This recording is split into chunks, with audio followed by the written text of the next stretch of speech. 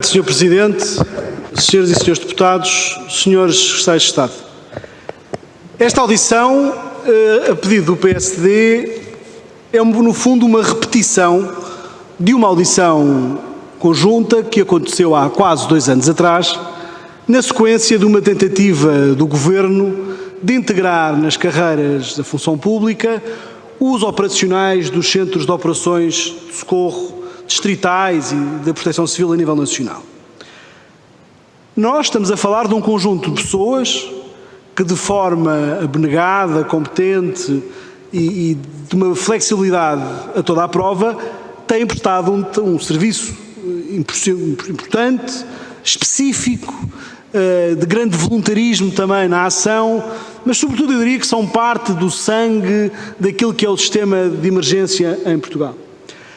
A boa vontade do Governo, que aqui reconheça-se de integrar todas as pessoas que estão de grande precariedade na função pública, tem enfrentado dificuldades diversas, como este Parlamento também, e estas 2 comissões, e principalmente a 13ª, têm acompanhado, tem encontrado diversas dificuldades de adaptação, de flexibilização, de reconhecimento, mas parece-me óbvio partir do pressuposto que é mais importante garantir que as pessoas integram a função pública, têm alguma proteção no trabalho e podem ter também maior até motivação e maior segurança naquilo que fazem. Agora, o que não nos parece justo é que neste caso concreto não seja tido em conta o reconhecimento que é devido nestas carreiras. E eu devo dizer, com toda a justiça, que o PSD, em matéria de proteção civil e de combate aos fogos, e também em matéria de prevenção, tem sido muito crítico da ação deste Governo, porque aquilo que é a realidade não corresponde muitas vezes à intenção ou à propaganda que o Governo faz. E, portanto, poucos têm sido mais duros com a administração interna do que o PSD nos últimos anos, muito por culpa e por responsabilidade da tutela política da Proteção Civil no Ministro Eduardo Cabrita. Mas nesta questão em concreto, eu tenho a perfeita convicção que a culpa do ponto de vista operacional e a responsabilidade neste processo não depende ou não é da responsabilidade da administração interna. Porque a administração interna, por mais defeitos que possa ter, sabe melhor do que ninguém, melhor do que nós e muito melhor do que eu, a importância e o papel destes 300 operacionais que desempenham estas funções na Proteção Civil portuguesa. Porque independentemente da competência ou da incompetência dos ministros, da competência ou incompetência dos secretários de Estado, da falta de preparação ou de capacidade dos comandantes operacionais nacionais, ou tudo aquilo que é as confusões que nós já conhecemos da Proteção Civil, ou se há um código que é apontado sem qualidade para o ser, há uma coisa que eu garanto: as pessoas que desempenham estas funções evitam muitos problemas, evitam muitos disparates, mas, sobretudo, garantem que o trabalho é cumprido na sua competência com aquilo que é o mais próximo do que todos nós desejávamos para a população. E isto é possível porquê? Porque são pessoas que desempenham estas funções, alguns deles há 20 anos, outros há 30, que têm um know-how acumulado que não tem comparação de formação em qualquer universidade, por melhor do que ela seja, é no fundo um repositório, um somatório de competências e de conhecimento que não tem par neste setor da proteção civil. E, portanto, o meu discurso e aquilo que é o nosso objetivo aqui hoje é, pasme-se, ajudar a administração interna a convencer a administração pública que estes homens e mulheres não são assistentes técnicos. Porque se o Ministro da Administração Interna acha bem esta classificação que está a ser dada, então ainda mais preocupado fico. E eu acho que o Ministro não é assim tão mau que possa, da nossa parte, achar que ele não sabe isto.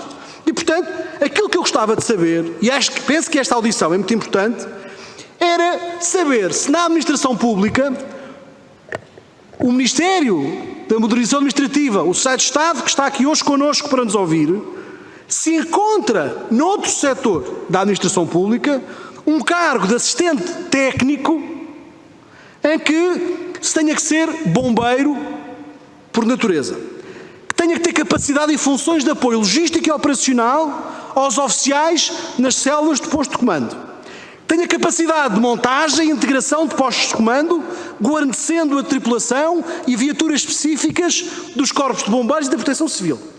Que seja capaz de fazer formações para chefes de sala com grau de complexidade superior ao de assistente técnico para corporações de bombeiros e para outras entidades que trabalham nesta área.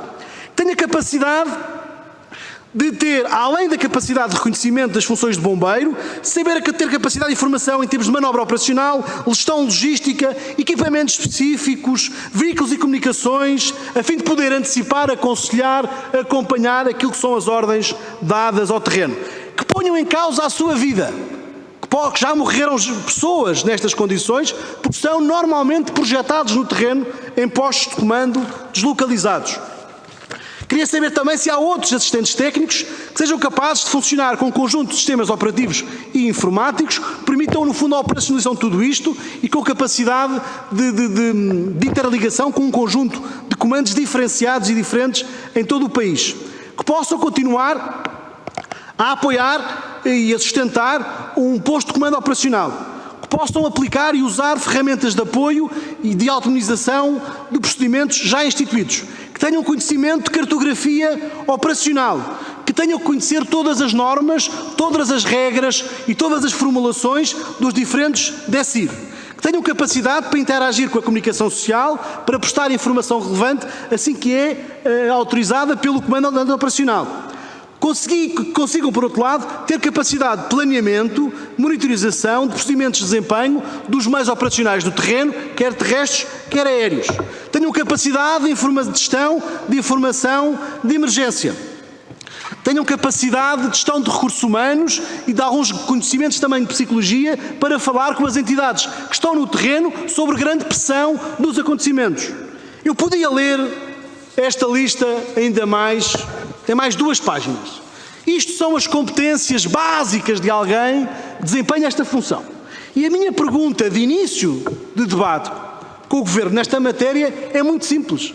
Se acham que isto é a categoria de assistente técnico que querem dar a estas pessoas.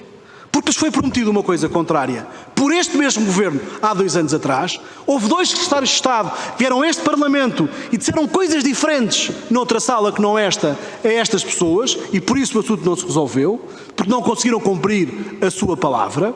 Mas, sobretudo, aquilo que preocupa, senhoras e senhores deputados, senhoras e senhores membros do Governo, o que preocupa é garantir que estes centros de operações de emergência continuam a funcionar com qualidade, que é possível passar este know-how de geração em geração, que as pessoas são reconhecidas e que não são meros telefonistas da função pública, por muito respeitosos que sejam. Estas pessoas são mais do que isso e não são assim tantas. Não é uma questão de despesa, é uma questão de inteligência e de criatividade. Porque é que não põem estas pessoas na categoria até dos sapadores, que foi criada agora da antiga FEB, porque no fundo... Termine, Sr. Deputado. Termino já, Sr. Presidente. Porque no fundo os requisitos são praticamente os mesmos. Portanto, eu apelava, Sr. Presidente, termino já, ao Sr. Secretário de Estado da Administração Pública, que aqui está, e ao Governo, para que percebam a especificidade destas pessoas na Proteção Civil. Acredito que o Ministério da Administração o perceba e gostava que o resto do Governo também o percebesse. Obrigado.